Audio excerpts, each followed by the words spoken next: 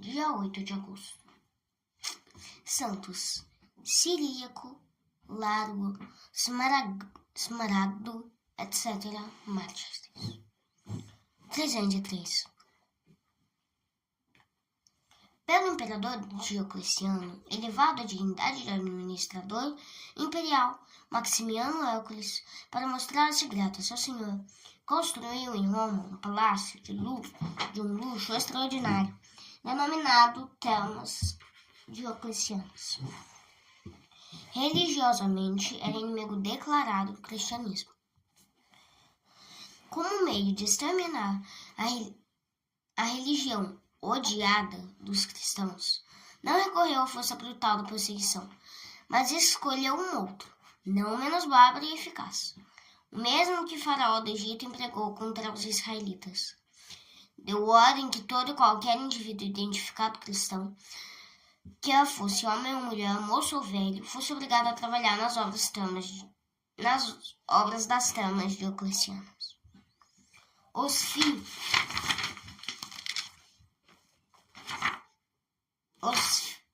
fiscais tinham ordem de não poupar os cristãos e sobrecarregá-los de tal modo que sucumbissem à fadiga. O palácio, edificado com sólidos cristãos, mais tarde se viu transformado em magnífica igreja, sob o título de Nossa Senhora dos Anjos. Um nobre romano, de nome Tarso, cristão, mas não conhecido como tal, penalizou os transportes dos irmãos da fé e resolveu despender grande parte da fortuna para alívio dos oprimidos. O diácono ciríaco, com os companheiros Largo e Smaragdo,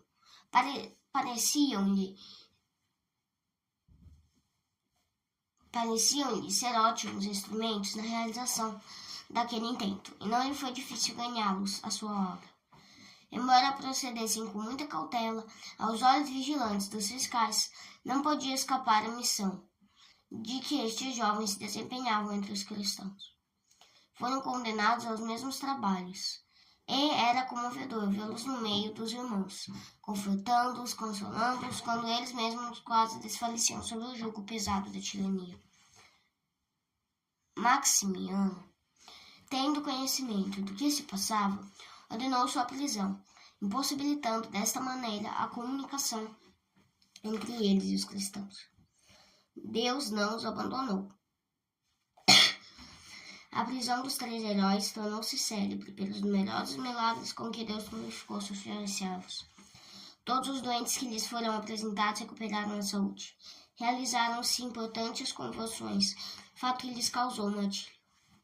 Ciríaco, Largo e Smaragdo, com mais 20 cristãos, entre estes Crescêncio, Sérgio II, Victoriano, Faustino, Félix, Silvanus, Mêmia, Juliana, Siriacida e Donata, foram sujeitados a um tratamento bárbaro, finalmente decapitados.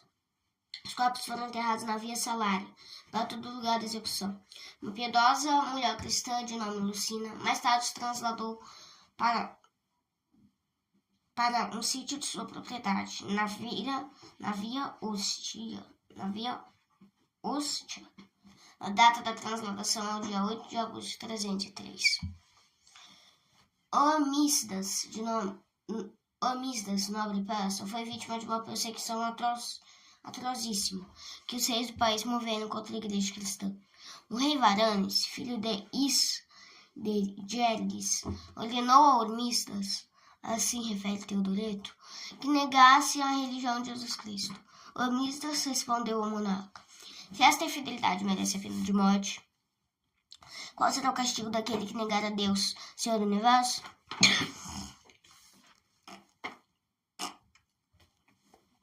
Não houve uma resposta tão sensata. Varanes Seiro ordenou que despojassem a Omísdas dos bens e condenou-o a prestar serviços na companhia dos cameleiros. Omísdas sujeitou-se humildemente à sentença real. E quando mais tarde Varanes, obedecendo a um sentimento de compaixão, ofereceu um manto precioso, fiel, discípulo de Jesus Cristo, deu ainda outra prova de perseverança e constância admirável. Larga de vez tua teimosia, disse-lhe o rei. e abandona a tua religião do filho carpinteiro. Amistas, ouvindo essa insinuação sacrílega, tomado de grande indignação, fez em pedaços o manto e atirou aos pés do rei, dizendo: Fica com teu miserável presente antes que me leves a negar minha fé. Varando então ordenou a Amistas que se retirasse de sua presença, no que foi obedecido prontamente. Amistas ficou fiel à religião até o fim da vida. Martirilógio Romano enumera-o entre os mártires da Igreja Católica. Reflexões. A requintada crueldade dos tiranos, os santos mártires. Opuseram uma firmeza inabalável na fé. De nós, Deus provavelmente não exagerado sacrifícios, como dos mártires exigiu. Tanto mais deve ser a nossa resignação, a nossa conformidade com a vontade de Deus, nos sofrimentos comuns que acompanham a nossa vida. Aconteça o que aconteceu, Deus não nos abandonará, e aqueles que amam a Deus tiram proveito de tudo. Riqueza ou pobreza, saúde ou enfermidade, honra ou desprezo, consolação ou aridez, vida ou morte. Tudo redunda em paz e bem aqueles que têm amor de Deus. Esta verdade deve ser nosso guia, ao modo de estrela, cuja luz benéfica nos orienta em todas as vicissitudes da vida.